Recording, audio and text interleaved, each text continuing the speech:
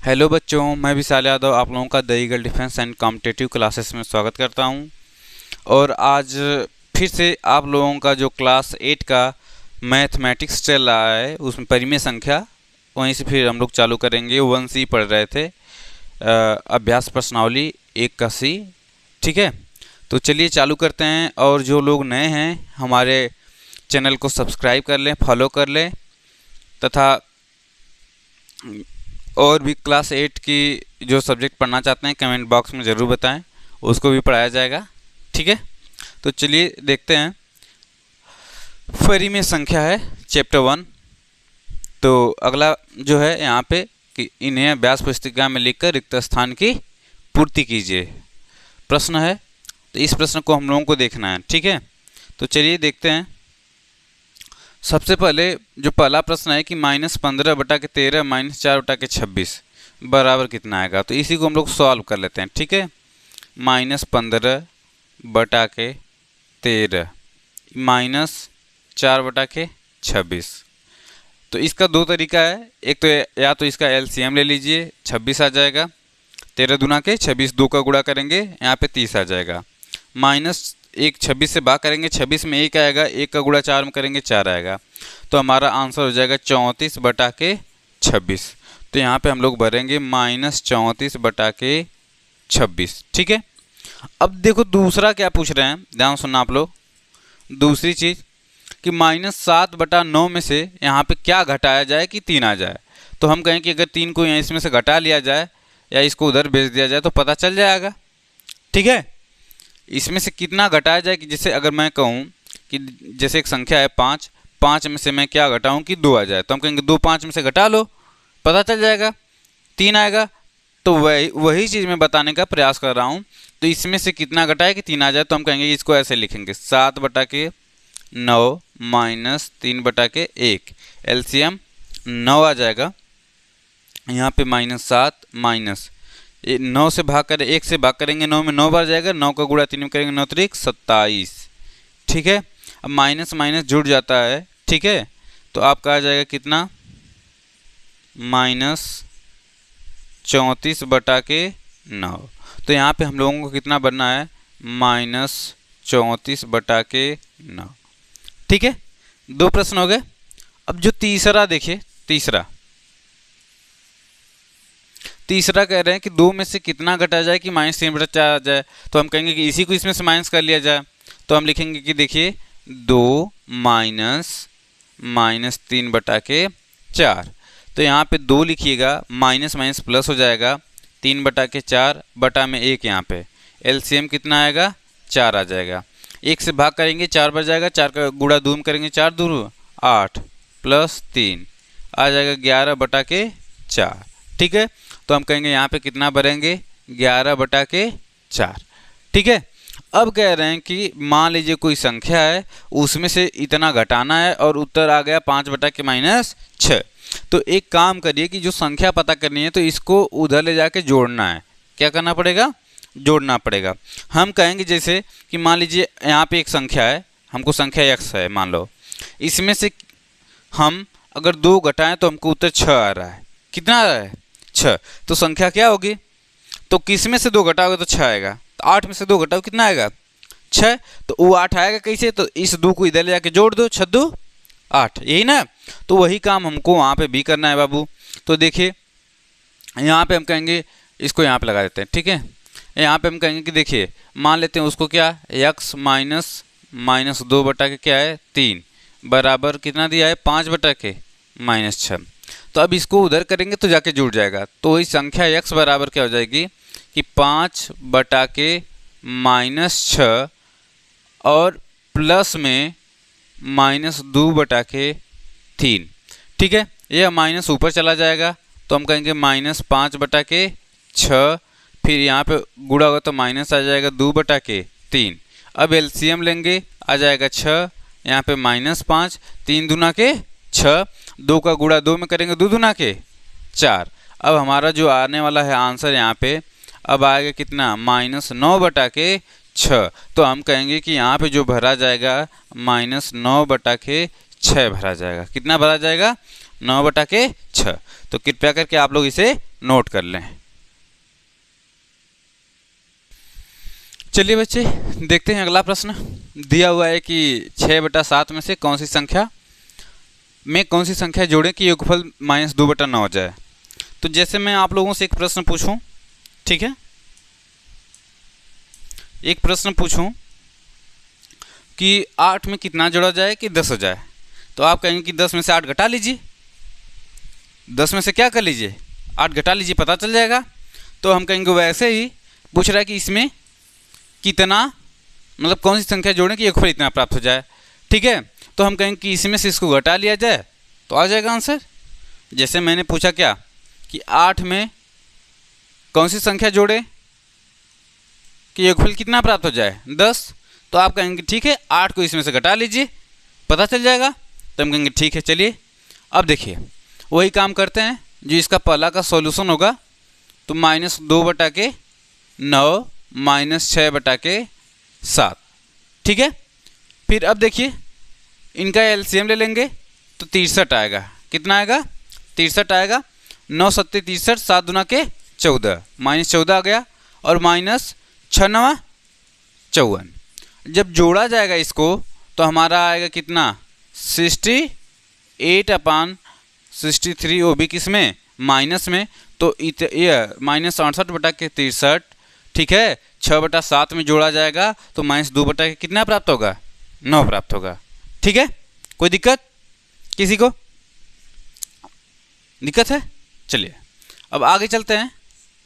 अगला प्रश्न है कि -7/12 में कौन कितना जोड़े कि योगफल 25/36। सेम सवाल है।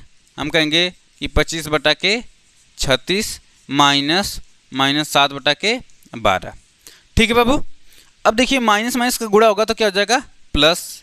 यहाँ पे हम लिखेंगे 25/36, यहाँ पे हो जाएगा आपका 7/12, ठीक है। अब हम कहेंगे कि देखिए इनका एलसीएम लेते हैं। एलसीएम हमारा कितना आएगा, 36। 36 एकम 36, एक का गुणा करेंगे 25 में, 25 आ जाएगा, प्लस 12 तिहाई 36, 7 त्रिके 21। अब जोड़ेंगे इसको हम तो कितना आ जाएगा हमारा, 46/36। तो कोई पूछे कि -7/12 में कितना जोड़े तो कितना का आंसर आएगा यहाँ पे 46/36। और इसमें कौन सी का आंसर आएगा, -68/63। समझे आप? कोई दिक्कत?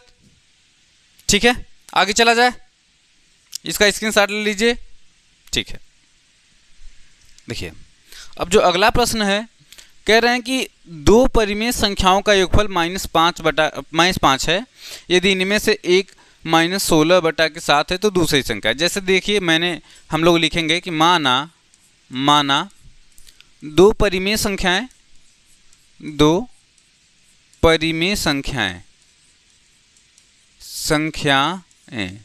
ठीक है। एक देखो P/Q और दूसरा क्या है, R/S। कह रहे हैं कि इनका योगफल, तो हम कहेंगे P/Q प्लस R/S, इनका योगफल -5 दिया हुआ है। कह रहे हैं कि इनमें से एक संख्या -16/7 है। तो हम कहेंगे कि माना जो पहली संख्या है P/Q बराबर -16/7, चाहे कोई भी एक पहली संख्या मान लेना इतना है, ठीक है। अब इसकी वैल्यू इसमें रखना, तो हम लिखेंगे -16/7 प्लस R/S बराबर -5। चूँकि यह माइनस में उधर जाएगा तो प्लस में हो जाएगा, पक्षांतर करने पर। हम लोग फिर से लिखेंगे पक्षांतर करने पर, ठीक है, पक्षांतर करने पर। अब देखिए यहाँ पे इधर करेंगे तो R/S बचेगा और जो माइनस वाला पोर्शन है उधर जाएगा तो क्या हो जाएगा, प्लस। तो यहाँ पे -5 हो गया बटा में 1 प्लस 16/7, ठीक है। अब इसको जब सॉल्व करेंगे तो 1 और 7 का एलसीएम कितना होगा, 7। 1 से भाग करेंगे 7 बच जाएगा, 7 का गुणा 5 में करेंगे -35 आएगा, प्लस 7 एकम 7, 1 का गुणा 16 में करेंगे 16।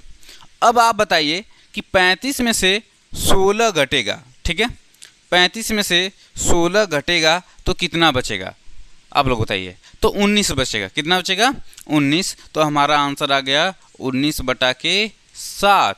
तो जो दूसरी संख्या होगी, ध्यान सुनिएगा, तो लिखिएगा कि दूसरी संख्या बराबर दूसरी संख्या r/s बराबर -19/7 है। ठीक है, कोई दिक्कत? एक बार इसका स्क्रीनशॉट ले लीजिए। ठीक है, तो फिर आगे चला जाए। ठीक है, चलिए तो आगे चलते हैं। आगे हमारा क्या प्रश्न है कि कौन कौन से कथन सत्य हैं, इनको बताना है। ठीक है, तो चलिए आप बताइए कि 2/5 में से इतना घटाने पर शेषफल 0 होता है।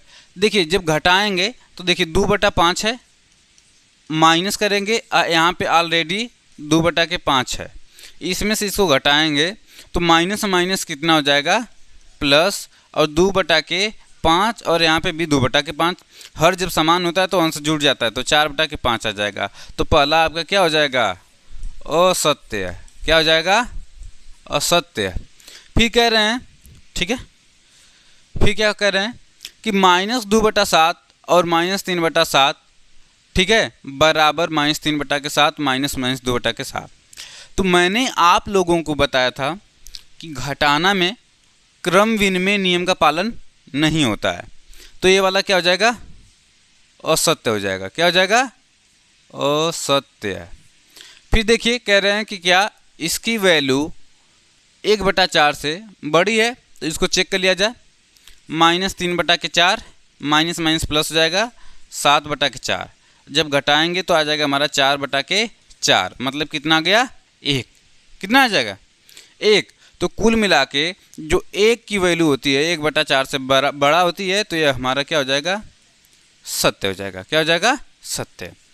ठीक है, अब इसको मैं मिटाता हूँ। ठीक है, अब देखिए पूछ रहे हैं क्या इसकी वैल्यू -5 से छोटी होगी, बड़ी होगी, तो हम कहेंगे -5 है। इधर देखिए कितना है? -12/7 -8/7। अब देखिए माइनस माइनस जब होता है तो जुड़ जाता है और चिन्ह माइनस का लगता है, तो आ गया -20/7। अब इसकी वैल्यू -20/7 है, इधर दिया है -5 और चिन्ह दिया है -20/7। तो अब आप बताओ 7 से इसमें अगर भाग किया जाए तो कितना बार जाने की संभावना है? 3 बार। 7 के 21, अगर यहाँ पे 21 रहता तो 3 बार जाता ना। तो आप बताओ कि -5 बड़ा होता है कि -3 बड़ा होता है? -3 बड़ा होता है। संख्या रेखा आपने देखा है, यहाँ पे 0 होता है, 1 होता है, 2 होता है, यहाँ पे -1 -2 -3 और -4 और -5। तो हम पूछे कि 0 बड़ा कि 1 बड़ा, तो आप कहेंगे 1 बड़ा। हम पूछें 1 बड़ा कि 2 बड़ा, तो आप कहेंगे 2 बड़ा। तो देखेंगे तो संख्या रेखा पे हमेशा दाहिनी की संख्या क्या होती है? बड़ी होती है। दाहिने वाली संख्या क्या होती है? बड़ी होती है। ठीक है, तो अब मैं पूछूं कि -2 बड़ा कि -1, तो आप कहेंगे -1। मैं पूछूं -1 बड़ा कि 0, तो आप कहेंगे 0 बड़ा। ठीक है, तो माइनस मतलब होता है कर्जा, हमारे ऊपर तो कर्जा है। 0 मतलब ना तो कर्जा है ना तो अमीरी है। तो अब पूछिए -2 कि -1, तो आप कहेंगे -1। -3 की -5, तो -3 बड़ा है, क्योंकि अगर मैं 2 लोगों की बात करूं, एक के पास 3 रुपये का कर्जा है, एक के पास -5 रुपये कर्जा है, 5 रुपये कर्जा है, तो कौन अमीर है? तो -3 वाला, क्योंकि उसके पास कम कर्जा है। ठीक है, तो 5 वाले की तुलना में वो क्या है? अमीर है, मतलब बड़ी संख्या है। तो वही चीज़ है, तो ये वाली क्या हो जाएगी? संख्या बड़ी हो जाएगी। क्या हो जाएगी? बड़ी। तो ये लास्ट वाला जो आपका है ये भी क्या होगा? सत्य होगा। क्या होगा? सत्य। और इसी प्रकार से हमारा जो प्रश्नावली है 1.C खत्म होता है। ठीक है, तो फिर हम लोग अब चलेंगे प्रश्नावली 1.D पर। किस पे चलेंगे? 1.D पर। आज के लिए इतना ही, फिर मिलते हैं नए एपिसोड में, तब तक के लिए धन्यवाद।